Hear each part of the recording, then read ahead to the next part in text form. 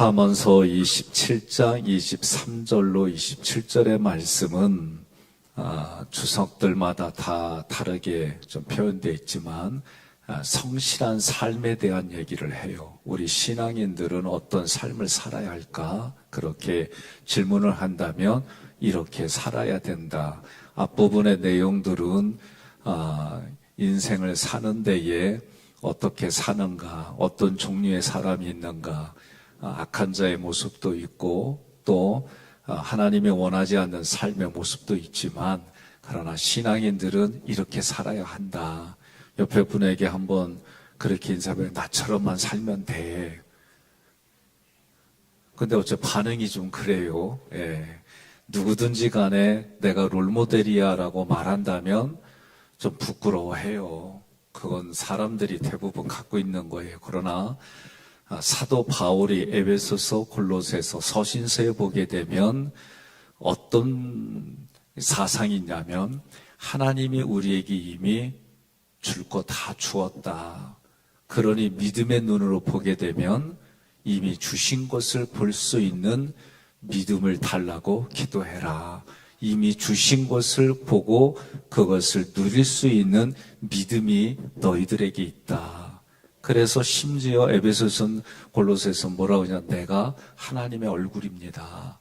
내가 하나님의 얼굴일 뿐만 아니라 내가 하나님의 대행자입니다. 내가 하나님의 찬송이고 내가 하나님의 영광입니다. 이제 제가 오늘 출국합니다. 그러면 제가 하는 강의에서도 뭐냐면 우리의 죄의 문제는 이미 하나님이 다 해결하셨습니다. 이 선포하게끔 도와주는 거예요. 그러니까 여러분과 저는 이미 만세 전부터, 만대 전부터 하나님이 계획하시고 나를 선택해서 예수 그리스도를 통해 모든 걸 이루셨어요. 그것에 대한 보증이 성령님이다. 이게 여러분과 저의 핵심이 돼야 됩니다. 오늘 말씀은 이번 주 월화 원로 목사님이 저희를 초청해 주셔서 점심을 임질의 왜 이렇게 잘 대접받기는 처음이에요. 저도 얼마나 잘해 주셨는지 저희가 식사를 하고 또 봉투도 주셨어요. 커피 한잔 하라고. 그래서 참 너무 이렇게 대접받았어요. 그런데 목사님이 갈 때마다 꼭 성경 구절을 저에게 주세요. 자기가 목회했을 때에 가졌던 생각, 왜 그 생각을 가졌는지 꼭 말씀 구절을 저희는 이번에는 오늘 이 말씀이에요. 그러면서 본인이 이 말씀을 고민하게 된 배경이 부목사로 광림교회에서 계셨을 때에 돌아가신 김선도 목사님한테 질문했던 거. 본인이 목사님은 평생에 가지고 있는 목회적인 사고가 어떤 성경 구절이냐. 그렇게 질문에 돌아가신 김선도 목사님이 좀 시간을 달라. 바로 말씀 안 하시고 고민하시고 이 이야기를 해주신 거예요. 그리고 이 말씀을 저에게 주시면서 백 목사도 이 말씀 한번 고민해봐. 그래서 제가 그 자리에서 뭐랬냐면 이번 주 출국하기 전에 이거 말씀 전하고 가겠습니다. 그런 거예요. 말씀도 영혼의 말씀 그리고 육신의 말씀도 또 목회적인 얘기도 이렇게 나누고 또 여러분들을 위해서 기도하고 우리 교회에서 원로 목사님이 목회했던 모든 부분들에 지나온 얘기도 해주시면서 유익한 시간을 가졌습니다. 23절에 너는 내 양떼의 형편을 철저하게 파악하고 항상 내 숫대에 마음을 두라고 하는 이 내용은 원어로 보면은 얼굴을 살피라고 되어 있어요. 여러분 우리가 얼굴이란 뭐냐? 얼꼴이에요. 얼꼴. 이건 다시 말하면 내 영혼의 모습이 얼굴이에요. 그러니 양떼의 형편을 철저하게 파악하라는 얘기는 그 사람의 영혼의 상태를 살펴보라는 거죠. 여러분 우리가 만나는 사람들의 얼굴을 보면 또는 목소리를 들어보면 뭔 일이 있었어? 물어볼 때도 있고 또 그걸 보며 얼굴의 모습을 보며 우리가 내용이 달라질 수도 있고 그래요. 그런데 그 얼굴을 살펴보라 라고 하고 소떼의 마음을 두라는 거예요. 그러면 내 마음을 쏟아 부으라는 거예요. 그러면 그렇게 하면서 24절에는 재물이 영원히 있는 것도 아니고 면류관도 대대로 지속되는 것이 아니라는 거예요. 그러면 이 말뜻은 무엇이냐면 하나님이 우리에게 주어진 그 환경과 형편은 내가 어떻게 반응하느냐에 따라서 다른 거예요. 그러니까 지금 이 말씀의 내면의 깊은 의도는 겉의 모습만 보는 게 아니라 하나님이 우리에게 베풀어 주신 그것에 대해서 여러분 제가 신명기 말씀 전할 때부터 강조했던 단어가 뭐예요? 애티튜드예요. 태도입니다. 태도. 사람과의 관계도 태도지만 하나님과의 관계도 태도예요. 이게 우리의 많은 걸 결정합니다. 내 태도가 형편없는데 상대방이 나에게 좋은 모습 가져라? 말이 안 되는 얘기예요. 하나님 앞에도 하나님이 나를 만나러 오셨어요. 여러분 세상에 많은 종교들을 보게 되면 그들이 믿는 신을 찾아가지 그들이 믿는 신이 찾아오는 경우는 거의 없어요. 그런데 하나님은 우리를 찾아오셨어요. 그리고 찾아오셔서 뭐라고 하냐면 죄를 미워하는 하나님이기 때문에 내가 거할 자리를 만들라는 거예요. 그게 천국의 모형이고 그게 성막입니다.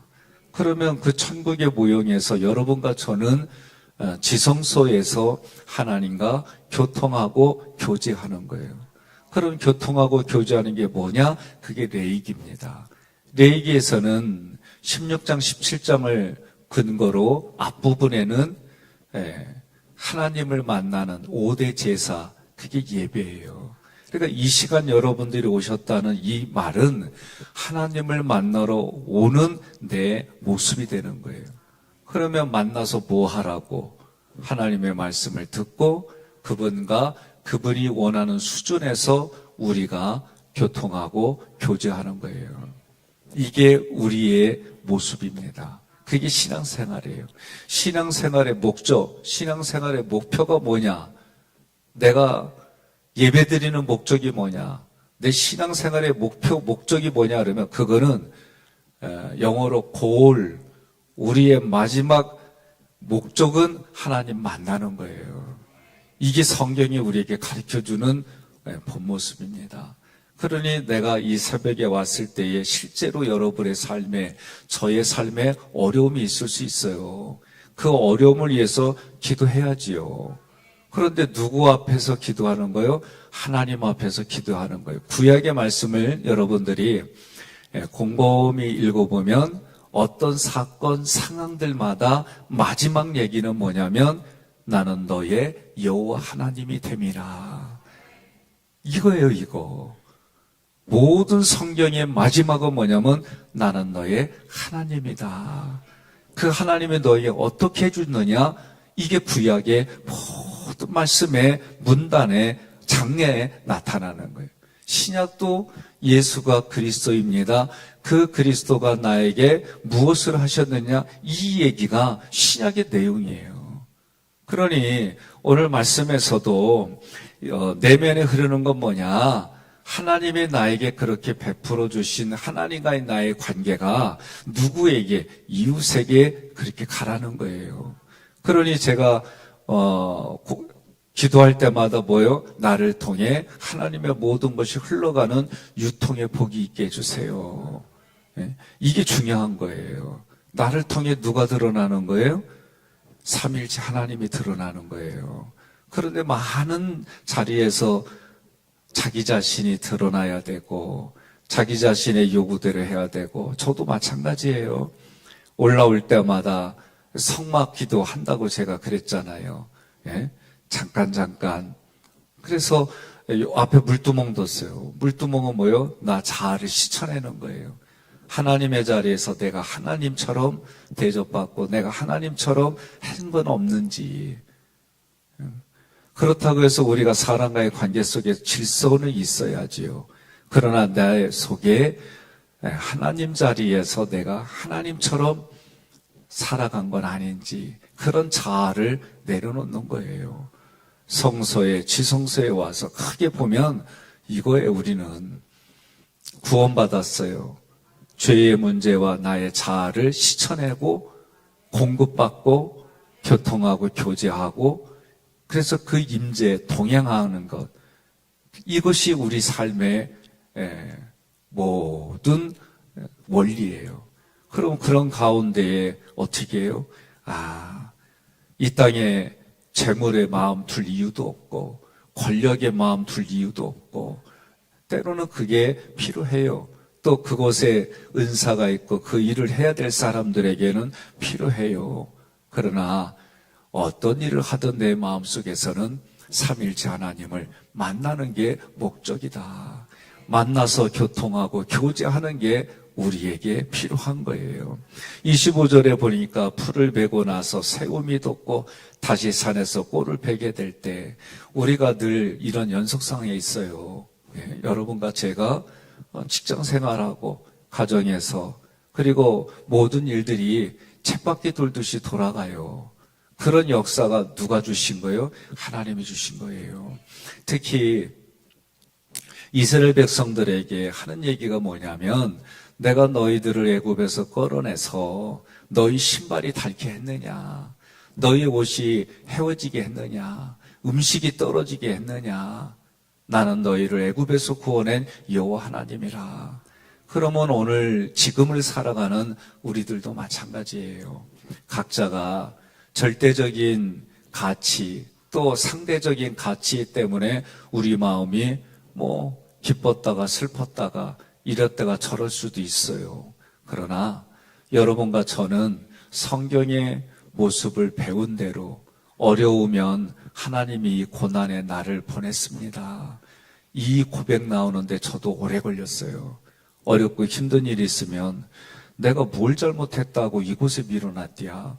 아니 더 어떻게 신앙생활을 하고 이 모양이래.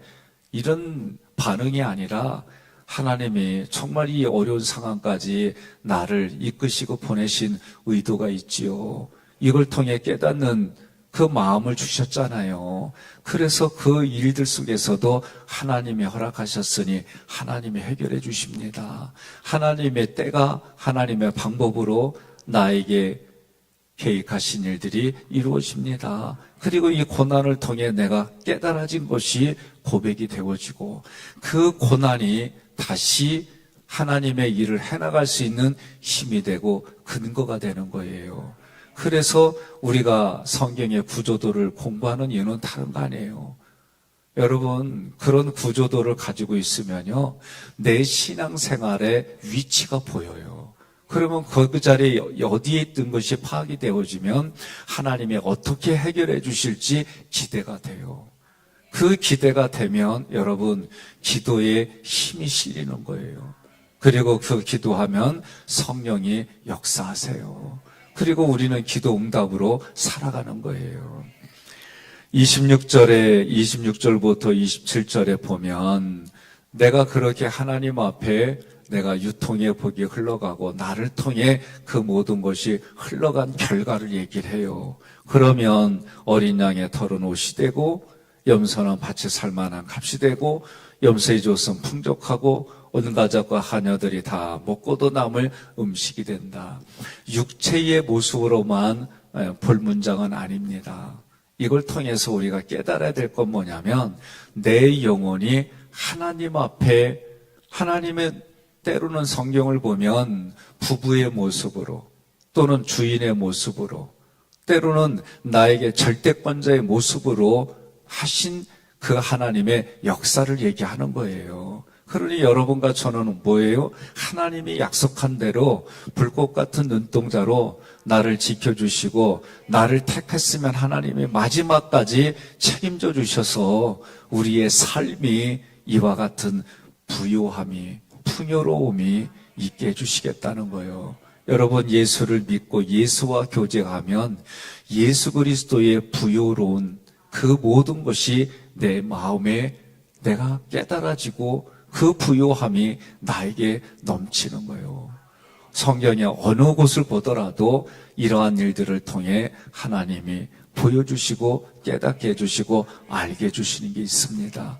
오늘 하루도 여러분과 제가 살아갈 때에 믿음 안에 하나님의 만세 만대 전부터 계획하고 이루신 일들이 지금을 살아가는 나에게도 성령의 역사가 일어나서 그 성령을 통해 하나님 더 깊은 데로 나를 이끌어 주시고 깨닫게 해주셔서 매일의 삶이 천국의 삶을 살아가는 현장이 되고 나를 통해 만나는 사람들이 영혼의 풍성함이 있고 마음의 상처가 치유되고 육신의 질병이 치료될 뿐만 아니라 우리가 천국의 삶을 누리고 있습니다. 천국의 삶이 나를 통해 흘러가서 그래서 그 사람들이 예수 믿는 믿음이 이거구나. 예수 믿는 사람의 얼굴이 이거구나. 예수 믿는다면 이런 일들이 일어나는구나. 그런 아름다운 삶의 모습이 30배, 60배, 100배의 열매로 일어나고 누리고 관리하고 나눠주기를 주님의 이름으로 권면하며 축복합니다.